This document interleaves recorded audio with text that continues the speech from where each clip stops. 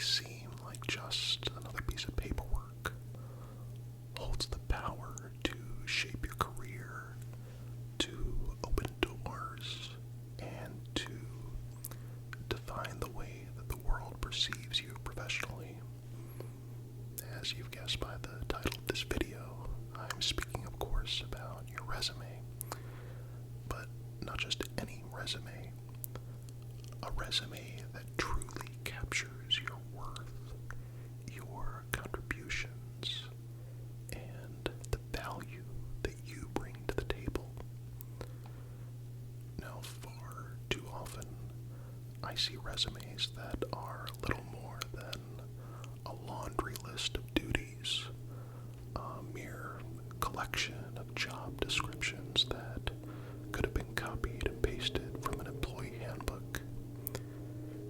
They tell me what someone was responsible for, but not what they actually did.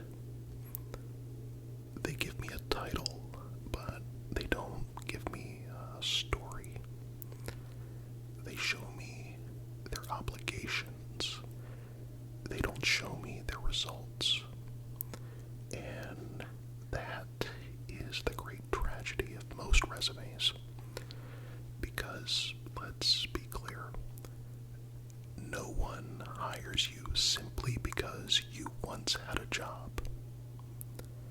They hire you because of what you did with that job. They hire you because of the difference you made. They hire you because of the problems you solved, the ideas you brought forth, and the impact that you created. This right here is the essence of a great resume. A great resume doesn't just state where you worked. It proves why it mattered that you were there. Now, how do you do this? How do you craft a resume that speaks to your value, that highlights your contributions as opposed to just your responsibilities? The answer lies in a shift of perspective. It requires you to stop thinking about your work in terms of tasks and start thinking about it in terms of outcomes. Let's imagine you're just starting out. Maybe you're in your first job, fresh out of school with little to no experience to draw from. Many early career professionals make the mistake of thinking they don't have much to say on a resume because they weren't in charge of anything.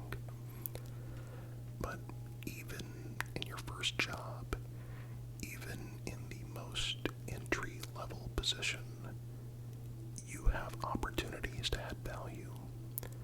You may not have been the manager, but maybe you found a more efficient way to complete a process, saving your team time. Maybe you noticed a gap in communication and stepped up to bridge it. Maybe you received recognition for going above and beyond. These are the things that matter. Instead of saying assisted customers with purchases, say provided personalized customer service that increased sales and boosted customer satisfaction scores. Instead of saying handled cash transactions, say processed transactions with accuracy and efficiency, ensuring a seamless experience for customers while maintaining strict cash handling protocols. You see the difference? One just states what you did. The other tells me why it mattered. As you move forward in your career, you gain experience and take on more responsibility. The same role applies, but the scale changes. When you reach a mid-level position, employers no longer just want to know that you completed your tasks effectively. They want to know how you contributed to the success of your team, your department, and your company as a whole. This is where you need to start thinking about metrics. Numbers will always speak louder than words on a resume. Did you increase efficiency? Tell me by how much. Did you manage a budget? Tell me how large. Did you improve a process? Tell me the impact it had. If you trained employees, don't just say train new hires. Say developed a structured onboarding program that reduced training time by 30% and increased employee retention. If you led a project, don't just say led a team project. Say managed a cross-functional team to implement a new system that could cost by $50,000 annually. These details don't just describe what you did. They paint a picture of your impact. And what about those at the top? If you're a senior leader, an executive, or aiming for the C-suite, your resume needs to go even further. At this level, no one is hiring you because you can do a job. They're hiring you because you can lead, strategize, and drive results. Your resume needs to speak the language of influence. It needs to show how you've steered organizations, grown revenue, built teams, and shaped culture. Instead of listing out responsibilities, tell the story of transformation. If you were a VP of sales, don't just say oversaw sales operations.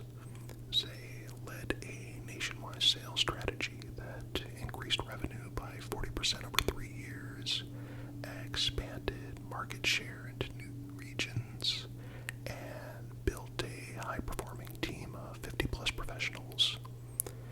If you were a CEO, don't just say oversaw company operations.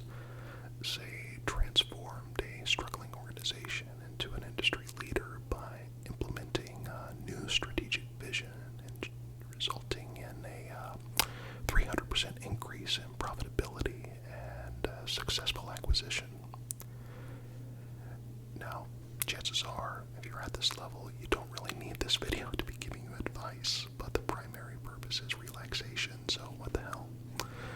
You see, at this level, your ability to communicate your impact is even more critical because expectations are higher and competition is fierce.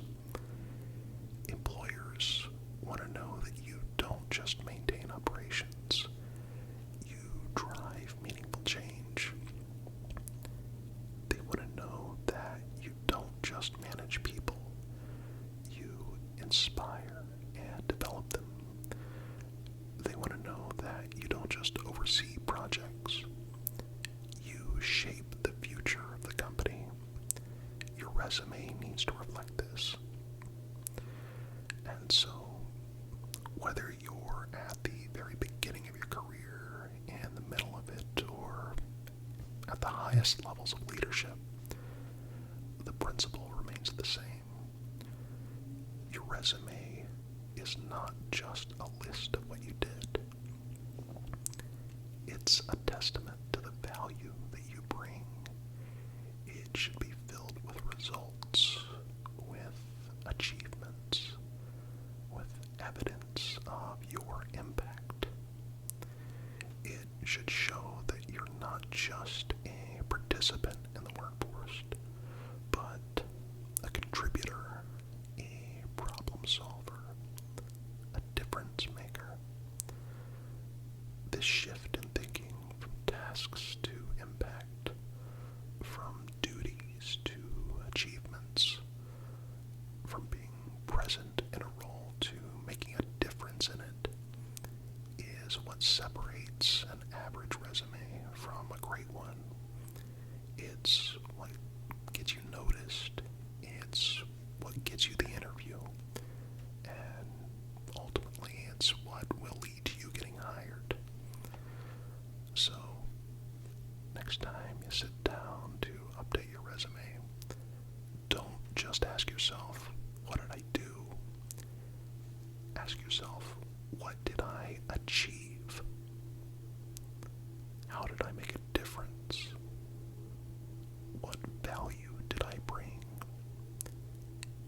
answer those questions, and I guarantee your resume will not just be a document, it'll be a story.